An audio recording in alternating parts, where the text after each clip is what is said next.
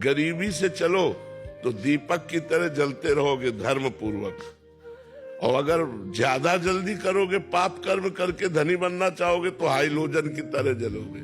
एकदम फोकस हुआ और एकदम आराम से बुझ गए, और वो दीपक की तरह जलता हुआ कुल परंपरागत पवित्र भाव से चलेगा। पाप कर्म करने वाला कभी सुखी नहीं हो सकता। तो हमको ये नहीं देखना, अपने में हीनता नहीं लानी कि यार इनके तो ये है, इनके तो नहीं। भगवान ने मुझे जिस परिस्थिति में रखा है बहुत अच्छा रखा है और बड़ी उनकी कृपा है। देखो, अगर भगवान हमारी आंखें ले लेते और फिर सोचो जीवन भर ऐसे बंद रहे तो घबराहट नहीं पैदा हो जाती। भगवान ने हमको आंखें दी, कान दिया, बोलने को दिया, चलने को दिया, चखने को दिया। मतलब अब हम भगवान का धन्यवाद न दे करके हम इस बात से जले कि उसके गाड़ी अधिक है, उसके घर नहीं। हमको भगवान ने जितना दिया बहुत कुछ दिया। अब मैं भगवान का भजन करके भगवान को प्राप्त करूंगा, पाप कर्म नहीं करूंगा। पाप कर्म के द्वारा प्राप्त हुई सुविधा परिणाम में नाश को प्राप्त कराती है, इसलिए मैं ऐसा कर्म नहीं करूंगा, ईमानदारी वाला कर्म। और पहले लोगों के दिमाग में ईमानदारी भरी रहती थी। हमने देखा है कि पहले बेईमानी से लोग डरते थे। हमने कई बार बताया कि हम बच्चे थे, हमारे घर में गेहूं बेचा गया, क्योंकि किसान आदमी के यही धन प्राप्ति का उपाय था। तो जैसे स्कूल की फीस देनी है या उससे तो अन्न नहीं बेचा जाता, तो वो 100 रुपए का बिका। तो बेचने से उसने 110 रुपए दे दिए, अनजाने में 10 रुपए मतलब लिपट के आ गए।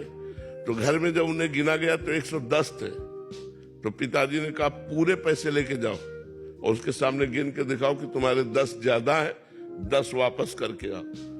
तब वो 10 वापस कर, नहीं तो मान लो ऐसी स्थिति में जहां 100 रुपए का गेहूं बेचा जाता है वहां 10 रुपए काफी लाभ है।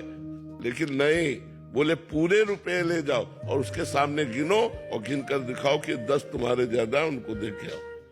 तो ऐसे पिता के होने के कारण ही तो भगवान के मार्ग में चल पाए हम। अगर ऐसे माता पिता ना होते, धर्मात्मा महात्मा ना होते, तो हम कहां से महात्मा पैदा हो जाते। तो पहले हमने देखा पुराने जमाने के जो नियम थे वो ईमानदारी वाले थे। बेईमान, आप उनकी शरण में चले जाओ, वो मर सकते हैं लेकिन आपका बाल बांका नहीं होने सकते। और आज धोखा है, वही आदमी आपको मार सकता है। और पहले था मेरी शरण में आया है, चाहे मेरी जान चली जाए लेकिन मैं इसको कभी अहित नहीं होने।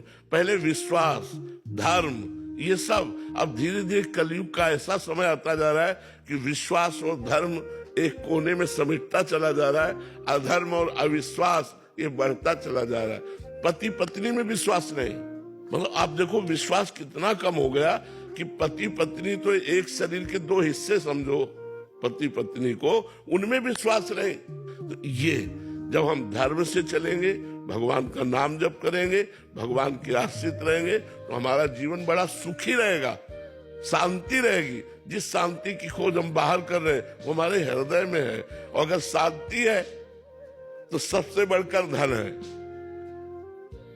दुनिया का धन एक तरफ और संतोष धन एक तरफ। अगर हमें संतोष और शांति प्राप्त हो गई तो सबसे बड़े हम धनी हैं। इसलिए हमें हीनता का भाव नहीं रखना चाहिए।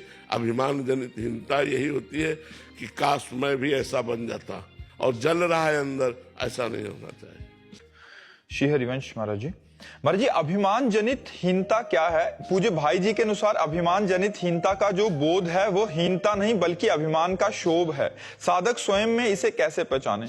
अभिमान जनित हीनता का तात्पर्य होता है कि इनके पास तो गाड़ी है, मेरे पास गाड़ी नहीं है। इनके पास बढ़िया मकान है, मेरे पास मकान नहीं है।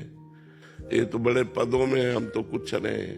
तो ये जो हीनता है ये जलाती रहती है, ये दैन्यता नहीं है, ये जलाती रहती है। कामना जनित हीनता है, दूसरों की उन्नति देखकर अपने हृदय में जो जलन हो रही है, मत्सरता, ये अहंकार। इससे बाहर कैसे? सर्वलोक महेश्वर भगवान अभी बताया नहीं, यद्यपि वो निर्धन है फिर भी लोक में धन्यवाद का पात्र है यदि हम धर्म से चल रहे हैं।